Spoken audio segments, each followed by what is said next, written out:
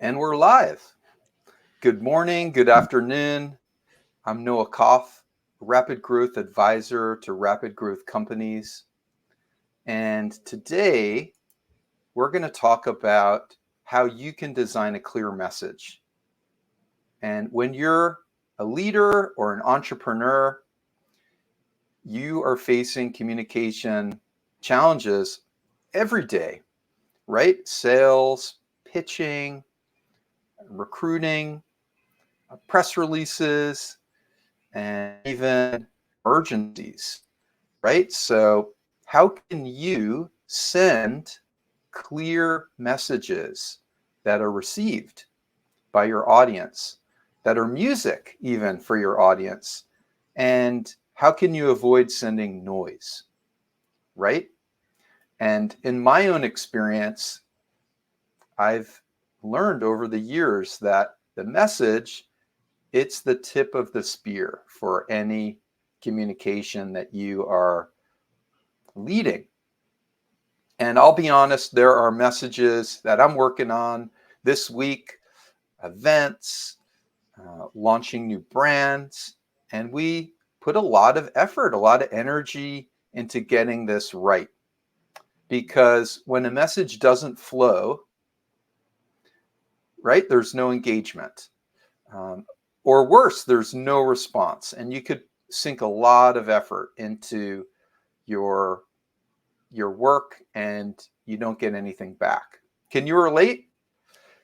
So today we have the honor of talking to Ben Guttmann. And Ben is an entrepreneur. He's an author of an excellent book, Simply Put, and he's also an educator at Baruch College. Ben, thank you so much for joining us. Thanks for having me, Noah. It's great to be here. Awesome. So let's get into it. Uh, could you tell us, let's talk about the biggest misconception about messages. Why do some messages work?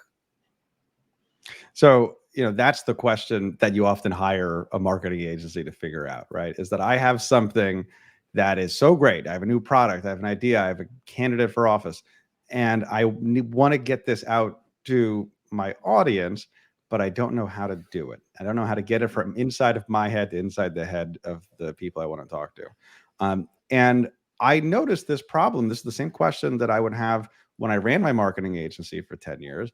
Same question that I've had when I've been teaching for also now about 10 years at Baruch College. From the students to the executives, they're all kind of wanting to know, how do you figure that out? And to be honest, I say this in the book, is like, you don't even know when you're doing it exactly how it's working, right? You just kind of are in the thick of things and you see what works, what doesn't, you move forward. But after I sold my business, I had the question kind of still ringing around my head of, well, why do some messages work and others don't? And so I started to look into it, and I said, okay, well, what can I learn from my experience, doing it? What can I learn from the academic research about it, and the history and case studies and everywhere else you look? Well, it turns out that the difference between a message that works, a message that doesn't, is a message that works is simple. And that doesn't feel like a particularly revelatory thing to say, right? Keep it simple, stupid. It's been a thing we've talked about for 100 years. Occam's razor of the simplest solution being the right one has been around for hundreds of years. And you can go back to kind of Aristotle and Plato and stuff, and the stuff that they've talked about simplicity. So there's not a particularly novel insight in that. But what was interesting was when you look into why simplicity is so effective, it's surprisingly deep and complex. And you look at how you end up getting to simplicity. Well, that is a hard thing. And we're actually pulled in the opposite direction quite a bit. So that's what we ended up talking about. We talked about page 1 was saying simple works. Page 2 to 208, that is talking about, okay, well, what's the why and what's the how?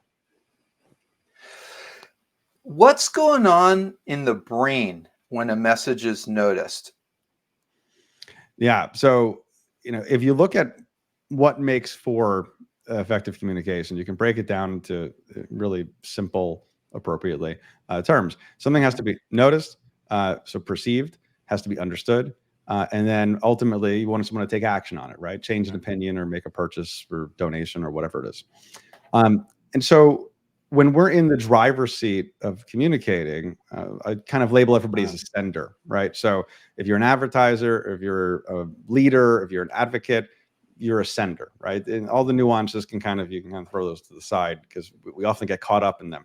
There's senders and there's receivers. The receivers are who we want to talk to, right? Buyers, voters, donors, etc. So when you look at what the two halves of the equation are, it turns out when we're in each one of those, we are kind of wired to want to do different things. And that's where the problem ends up arising. And it all comes down to this idea of fluency. So we know the word fluency, right? We could be fluent in English or Spanish or Mandarin. You could be fluent in chess or in cheese or whatever you're interested in. You're fluent in. It comes from the Latin root actually for the word flowing, which is kind of what it feels like, right? But if you ask a cognitive scientists about the word fluency, they're going to say, well, that describes how easy is it for you to take something from out in the world, stick it in your head, and make sense of it, right? So how easy is it for you to perceive and understand that that message? How to see it, to hear it, to read it, to understand the words there, to remember it. All of these things that are part of that process affect the fluency. So if something takes a lot of mental work for me to understand it. Takes a lot of kind of squinting and zooming in for me to really read it even. Well, when something's not fluent, we don't like it and we don't trust it and we don't buy it, right? A whole host of research points to when something is more fluent, we're more likely to do those things. When something's less fluent, we're less likely to do those things. So that's what we really want when we're in the receiver role, is we want things that are easy. On the other side of the equation, if you're a sender, well, we're actually kind of programmed to do the opposite. Internally and externally, we have forces that pull us in that other direction. So internally, you have like a complexity bias. There's a couple different ones. There's an additive bias, and we have a complexity bias. Additive bias, we're more likely to add than subtract when we are, kind of faced with an option. And then the complexity bias, we're more likely to see a complicated pattern or relationship in something than to think about what the simplest ultimate relationship is. So that's one piece. And then the external piece of it is, well, the demands of the market, if that is the marketplace, if that is the job market, if that is our boss, if that is whoever, it all calls for more, right? People want to put more stuff in. People get credit for things that are in there. You need new press releases. You need new stuff on your resume. And so all of that pulls us in this opposite direction. And then that gap where receivers want fluency, senders are kind of constitutionally built not to do it, not to get there. That's where kind of everything that doesn't work falls flat. I love that. I love how you help people ultimately see themselves as a sender. And philosophically, what drives the universal appeal of sending simple messages? Is there a beauty in simplicity that resonates across different cultures and languages? Yeah, so it's, if you look at the history of it, I mentioned before a little bit, there's Keep It Simple, Stupid, there's the Occam's Razor bit, there's Plato and Aristotle. If you look at, in contemporary terms, you look at lifestyle minimalists, the Marie Kondos of the world, the minimalists, there has been quite a bit of kind of cross-cultural interest in this idea for a very long time.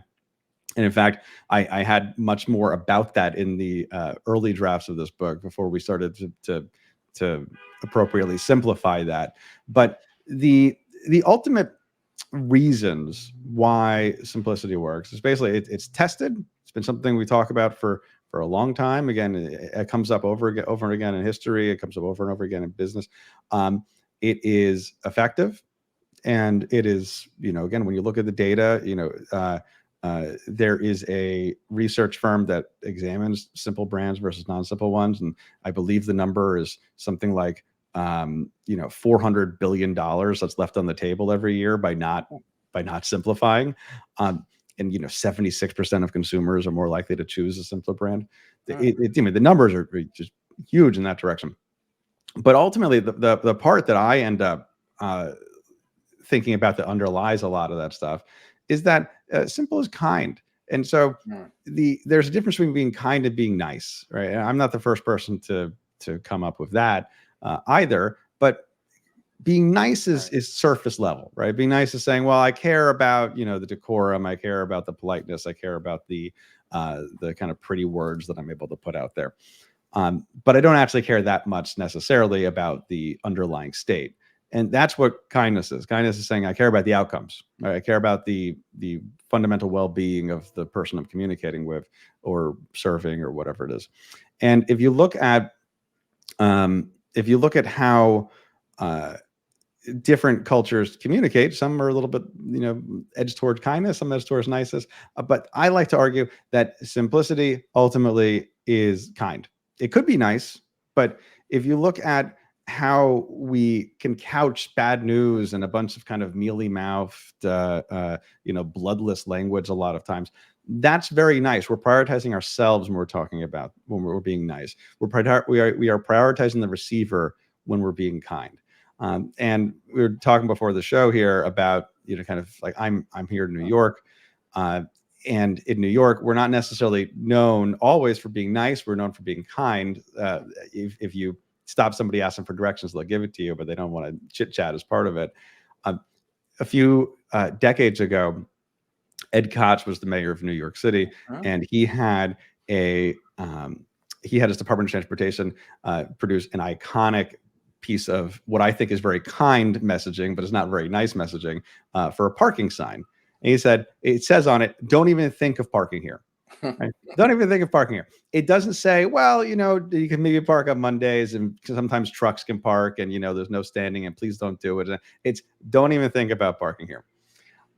And that bluntness, not only was an effective piece of signage, but became something where they sold that sign as souvenirs for years and years later. So I think that the fundamental difference is simplicity cares about the results in a way that being complicated often just kind of cares about making it easier for yourself. Fantastic. Yeah, that's a brilliant piece of communication right there. So in the tone of voice and spirit of a New Yorker, that blunt humor, which just hits you right in the face. Do you think that technology today helps people make communication simple? What's your point of view on all the AI tools today and how people are using them to write more efficiently, in some cases more effectively? Do you think that AI is helping people craft more simple messaging? So I have a multifaceted opinion on the current state of AI. Number one is ChatGPT came out right as I was finishing the first draft of this manuscript. I was like, this is great. I need some more, studies to cite for this one section that I'm writing. Let me see if I can find some more research that can help me with that. I go and I type in saying what you have things about topic XYZ. And it spits back out a list of studies. And I was like, this is great. Awesome. I pull the name of the study. I go to the academic database and I say, let me go see what you got for this. And nothing comes up. And I thought, this is interesting. And I plug in the names of the people and they have written things. They've never written things together, but they've written things in this domain. And so we have all of a sudden this completely made up piece of information here, right? The study doesn't exist. These people have never written something together. And that's, that resulting hallucination has been something that's been well documented by a lot of folks that have used ChatGPT and similar programs. Because what they're really good at doing is making stuff that looks like the right answer. So if you're asking it to write an essay for you about, Abraham Lincoln, well, it knows roughly what an essay about Abraham Lincoln looks like, but it doesn't actually understand, right as of right now, this will change very quickly, doesn't understand the fundamental kind of facts and truth underneath those words that look like the right words. And you end up with something where maybe it does have enough of a factual basis, but Abraham Lincoln. But I saw somebody who was a venture capitalist post on Twitter, a year ago or so. He asked for ChatGPT to write a bio for me, and the guy's been around a little bit. And ChatGPT writes a bio, and a couple things are factually true, but a couple things are like, well, he's also written 3 books about X. And he's like, I've never written a book. I don't know why it says that, but I realized, well, it says that because people who have bios like this say that they've written a book, right? And so it fits that in there. And so that is important whenever we're thinking about using it for any communication, where it still, to this day, understands what things look like, but not what things necessarily are. The other kind of big piece of it that I thought was interesting recently is the output from ChatGPT and similar programs is very distinctive. Actually, it's quite verbose. It's very fluffy. So I'm sure anybody that's dabbled in these programs knows that they ask for a simple thing and they get back a giant diatribe of whatever, and that ends up being not great output in terms of what most people are looking for. In fact, I saw a bit of research somebody did where they looked at peer reviews of different from a conference, and they looked at it from like 2020 to 2024, and they looked at the prevalence of certain words. They said, okay, well, how much is the word innovative, or how much is the word commendable, or how much is the word like delve, or what these other kind of fluffy words? How much are they being used in these peer reviews? And they look at the word innovative, right? It's kind of flat line, and then in 2024 shoots up. Right. And it's because everybody is now using ChatGPT to like write their peer reviews that they should have been doing otherwise. That study also found, by the way, that the reviews submitted closer to the deadline were more likely to use some of these kind of hallmark adjectives and adverbs that ChatGPT throws in.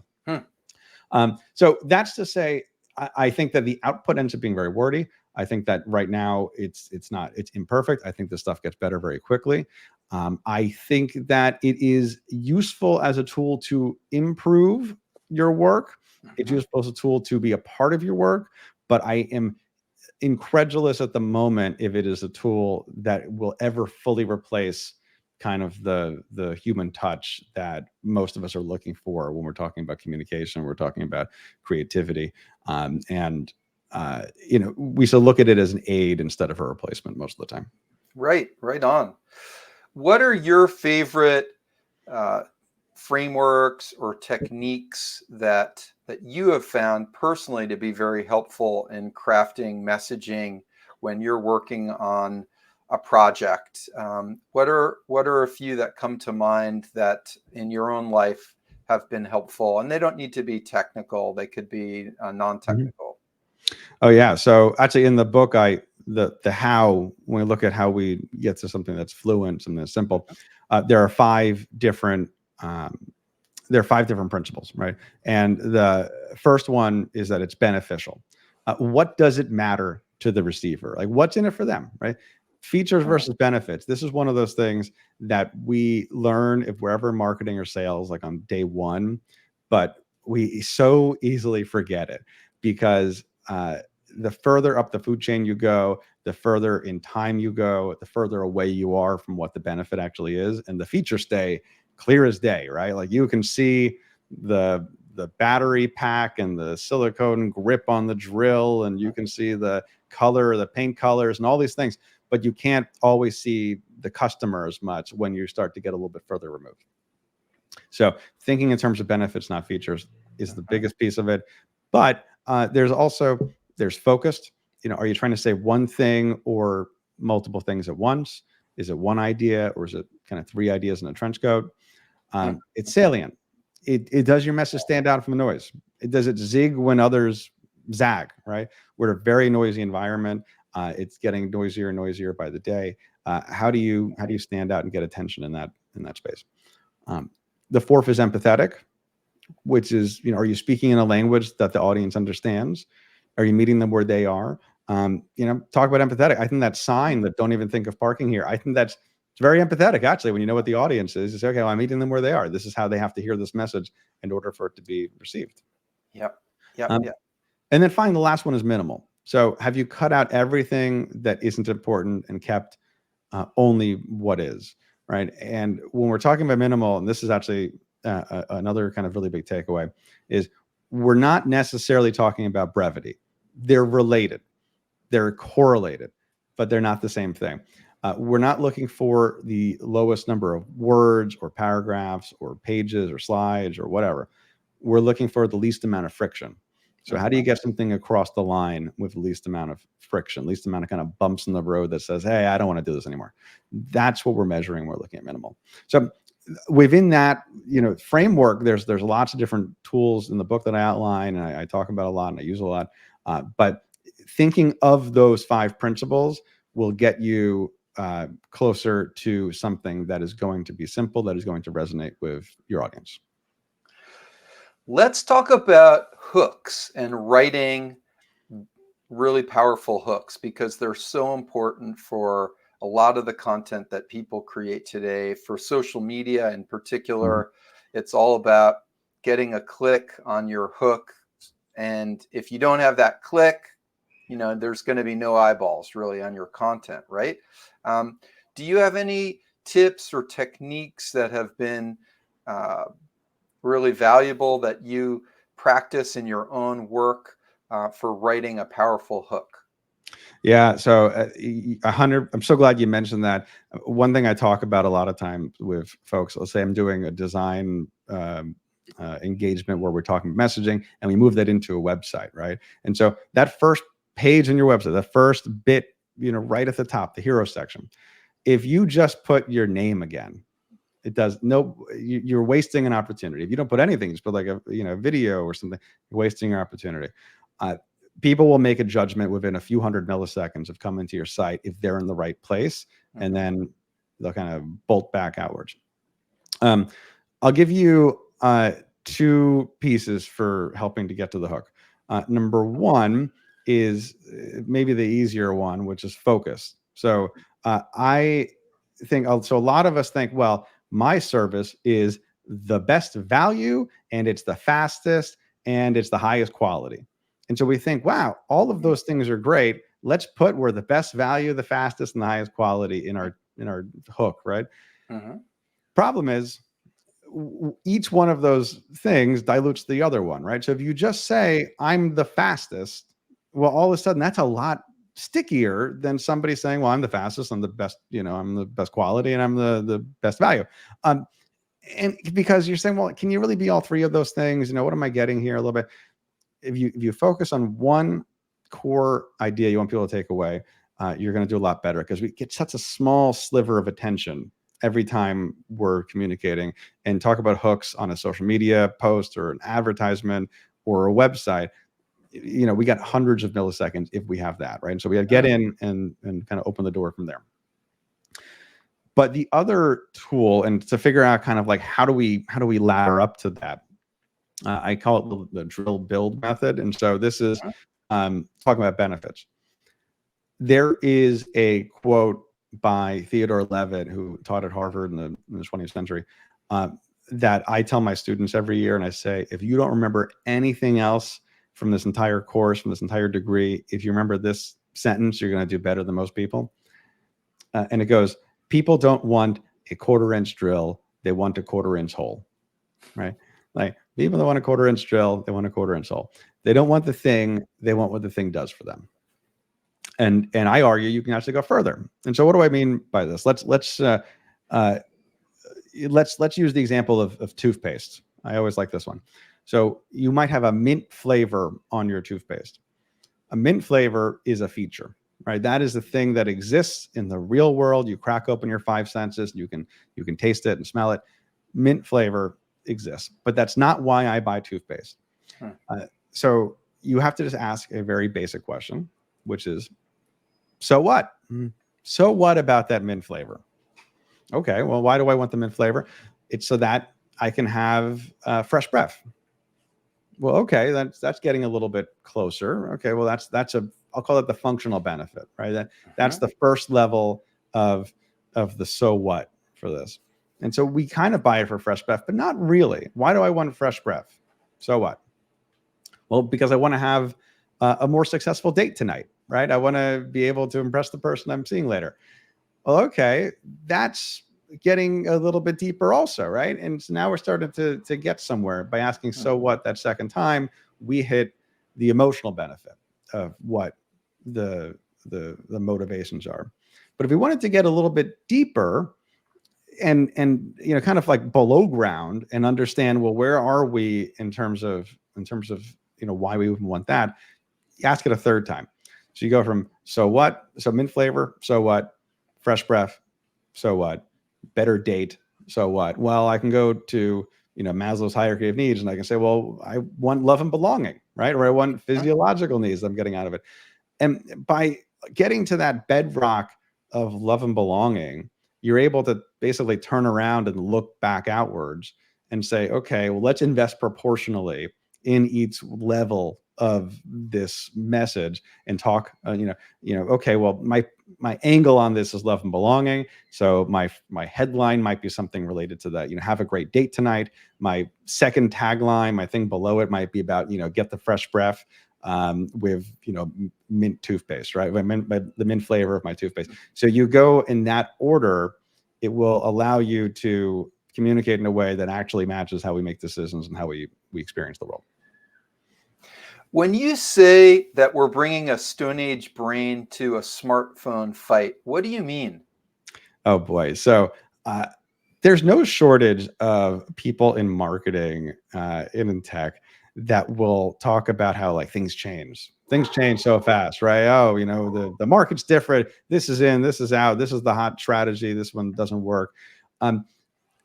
Technology changes very fast. Humans change very slow, right? We've been using the same hardware in terms of our brains for about 250,000 years. And that kind of squishy piece of flesh that does all of our thinking and processing grew up in a world that was a lot different than today's world. So I like to think that there's kind of two parts of that. Number one is the strategies in terms of how we communicate and how we interact with the world are kind of the same, but we also do have to look about how the external part influences all those things. So it grew up in a world where we pay a lot of attention to a lot of things to make sure they're not going to eat us, right? We see like a branch moving over there or a twig cracking, and we kind of we perk up, we get alert, but then as soon as we don't get eaten, or we realize that it's not a threat, we basically kind of discard that information. Or a lot of things come in, most things go right back out. That's how we work in terms of our memory, in terms of our perception, and we do this very, very quickly. We have built an environment where these little devices simulate the kind of fight or flight stuff that we get all the time, where this is giving us alert, alert, alert. It's buzzing, it's beeping, it's bright, it's colorful, and we are designed to really pay attention to this. And so this is all to say we are in a very busy and distracted environment, and we are not built to handle this environment, and it causes a lot of stress. And I think it causes a need even more acutely for things to be simple and things to be fluent to succeed in that space. What does having a good foundation look like for the coming 10 years, given this landscape of, 8 or 10,000 messages that we're bombarded with every day? Maybe 150 emails that a normal person has to sort through every day. So tons of messaging. How can a marketeer, a leader, an entrepreneur have a good foundation? What does that look like today? So I like to argue, going back to the fundamentals is always the right move. Again, social media has been around for 20 years, probably around for another 20 years. Will it be around much longer? We don't know. You always want to think of, there's an idea called the Lindy effect. Some people go crazy of it, but it basically is, if something's been around for a long time, it will probably be around for a long time. Think of, we're basically in the middle of everything.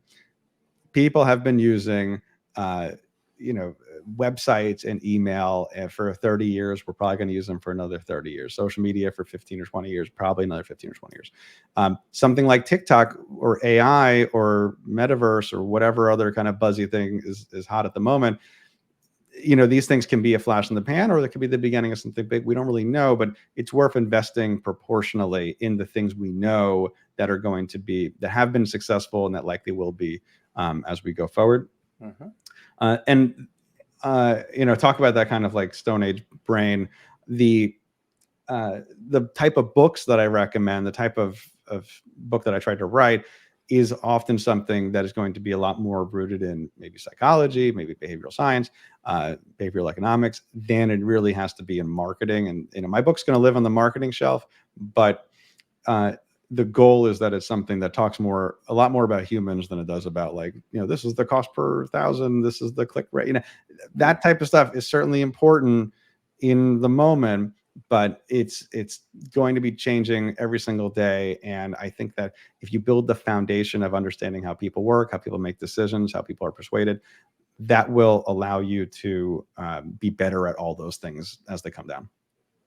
Fantastic. If someone wanted to learn more about your framework and your study and this excellent book that you've written, Simply Put, how could they learn more? What would you have a free chapter that you offer people? Yeah, absolutely. So, go grab the book. It's called Simply Put, Why Clear Messages Win and How to Design Them. Anywhere books are sold, Amazon, Barnes & Noble, etc. If you want to get that free chapter, if you go to benguttmann.com, not a great name for radio. So it's Guttmann, Ben Guttmann, with 2 T's and 2 N's.com. If you go there, there's a free chapter. There's an email I send out every Tuesday. There's blogs, or connect to me on LinkedIn. Send me a note. Send me an email. Even if there's anything I do to help. If this book's meant something for you, I'd love to talk. Fantastic, Ben. Before we wrap up, is there anything else that you'd like to share with folks today? I mean, this has been such a fun time. Thanks again for having me, Noah. I mean, the one takeaway I always like to tell people is, just as if you were sending a letter, you're responsible for the postage. You are responsible as the sender for making sure that your communication works. It's not the receiver's job. The receiver's very busy. They didn't wake up today saying, I got to go click on some ads. It's, every ad you've ever seen has been against your will, right?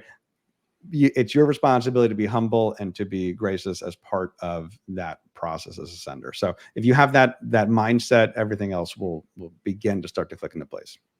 Fantastic. I love that word and thought of being kind in your sending of messages. And I hope that everyone will be a little bit more kind and inject also some humor in there too, if you can. Thanks so much, Ben. I will see you very soon. Thanks so much, Noah. Take care.